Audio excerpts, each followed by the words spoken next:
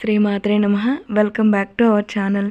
2025 జనవరి 29వ తేదీన రాబోయే పుష్య అమావాస్యని చల్లంగి అమావాస్య లేదా మౌని అమావాస్య అంటారు. తమిళులు అయితే ఈ అమావాస్యని తై అమావాస్య అంటారు. ఈ అమావాస్య చాలా చాలా విశేషమైనది. ఎందుకు ఇంతగా చెబుతున్నానంటే అంత గొప్ప విశేషమైంది. నారాయణుడు వైద్య వీరరాగ స్వామిగా, మహాలక్ష్మి అమ్మవారు కనకవల్లి అమ్మవారిగా తమిళనాడులో ఉన్న వైద్య వీరరాగ స్వామి క్షేత్రమైన తిరువళ్ళూరులో అవతరించారండి. అక్కడ ఈ అమావాస్య రోజు ఎవరైతే వెళ్ళి ఆయన్ని దర్శనం చేసుకొని అక్కడ కోనేరుల బెల్లాన్ని 3 ప్రదక్షిణలు 3 తలకు చుట్టుకొని ఆ కోనేటిలో వేస్తే దీర్ఘకాలిక అనారోగ్య సమస్యలు కానీ ఎలాంటివైనా సరే తగ్గుతాయని, ఎందరికో తగ్గాయి కూడా. కాబట్టి అక్కడికి వెళ్ళి మనము ఈ విధమైన పరిహారం చేసినట్లయితే అనారోగ్య సమస్యలు తీరుతాయి. లేదు మనం వెళ్ళలేము అనుకుంటే ఇంట్లో కూడా మనము ఆ రోజు పూజ చేసుకోవచ్చు. వైద్యో నారాయణో హరిహి అంటారు కదా, మరి ఆ నారాయణుడు ఆ క్షేత్రంలోనే ఎక్కడైనా హరి అంటే పలుకుతాడు. అంతటి నారాయణ్ణి మనం ఇంట్లో కూడా పూజ చేసుకోవచ్చు. సింపుల్గా చేసే పూజ విధానాన్ని చెబుతానండి.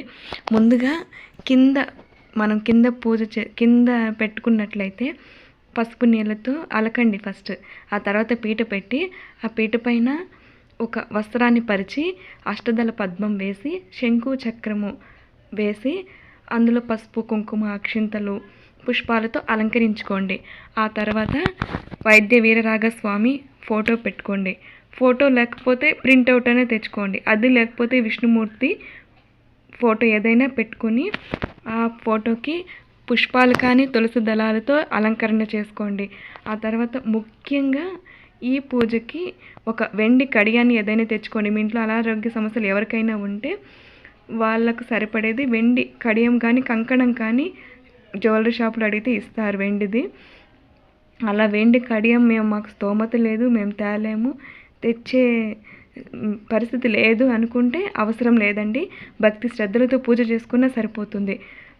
ఇంకొకటి ఏంటంటే పిండి దీపం మామూలుగా ముద్ద పిండి దీపం కాదండి, పొడి పిండితో పెట్టాలి. ఎలాగంటే ఒక బియ్య పిండి తీసుకోండి, పొడి పిండి, ఒక బౌల్లో ఏదైనా చిన్న దాంట్లో వేసుకోండి. అందులో యాలకుల పొడి పంచదార పొడి కలిపి ఆ పొడి అన్నీ కలిపి మిక్స్ చేసుకొని ఒక బౌల్లో పెట్టుకోండి. మధ్యలో నెయ్యి వేసి పువ్వొత్తి పెట్టి దీపం వెలిగించుకోండి. దీంతో పాటుగా 2 దీపాలు ఎక్స్ట్రాగా పెట్టుకోవాలి. లేదు అంటే మీకు నచ్చినన్ని పెట్టుకోవచ్చు. ఆ తర్వాత ఈ దీపం పెట్టుకొని ఏదైనా నైవేద్యం పెట్టుకొని అష్టోత్తర నామాలతో వైద్య వీరరాగ స్వామికి అష్టోత్తర నామాలతో పూజ చేసుకోండి. పసుపు కుంకుమ పూలు అక్షింతలు తులసి దళాలతో అష్టోత్తర నామాలతో పూజ చేసుకోండి. మీకు అష్టోత్తర నామాలు తెలీదు, కనకవల్లి సమేత వైద్య వీరరాగ స్వామినే నమః అనే నామాన్ని 108 సార్లు వాటితో అర్చన చేసుకోండి. అలాగా ధూపం దీపం నైవేద్యం గంధం పుష్పం పంచోపచారైనా సరిపోతుంది. మీకు తెలిస్తే షోడశోపచార పూజ చేసుకోండి. ఇది పూజ అంతా అయిపోయిన తర్వాత టెంకాయ కొట్టి హారతి తీసుకొని మంత్రపుష్పం తీసుకొని నమస్కారం చేసుకోండి. అంతే, అయిపోయింది. ఆ తర్వాత ముఖ్యంగా ఒక పాత్రలో నీళ్లు తీసుకొని 3 ప్రదక్షిణాలు చేసి మీ ఇంట్లో ఎంతమంది ఉంటే అన్ని బెల్లం ముక్కలు తీసుకొని గోత్రనామాలు చెప్పుతూ వైద్య వీరరాగ స్వామికి కనకవల్లి అమ్మవారికి నమస్కారం చేసుకొని ఆ నీటిలో వదలాలి. వదిలిన తర్వాత ఆ బెల్లం అంతా కరిగిన తర్వాత ఆ నీటిని ఇంట్లో ప్రసాదంగా అందరూ స్వీకరించాలి. కొందరు అంటూ ఉంటారు, ఎన్ని పూజలు చేసినా ఎన్ని క్షేత్రాలు తిరిగినా ఎలాంటి సమస్యలు రోగాలు మాకు తగ్గడం లేదు, ఎందుకు చేయాలి అని అంటూ ఉంటారు. మనము కొన్ని జన్మల నుంచి చేసిన పాపకర్మ అంతా కొండలాగా పేరుకుపోయింటే మరి ఎలా కరుగుతుందండి? అదంతా కరగాలి కదా. ఒకటి మనం వ్యాధి రూపంలో అన్నా అనుభవించాలి, లేదు అంటే ఆ భగవంతుడి పాదాలు పట్టుకోవాలి. పూర్వజన్మ కృతం పాపం వ్యాధి రూపేణ పీడ్యతే అంటారు కదా. మరి వ్యాధులే వస్తాయి ఆ పాపకర్మ అంతా.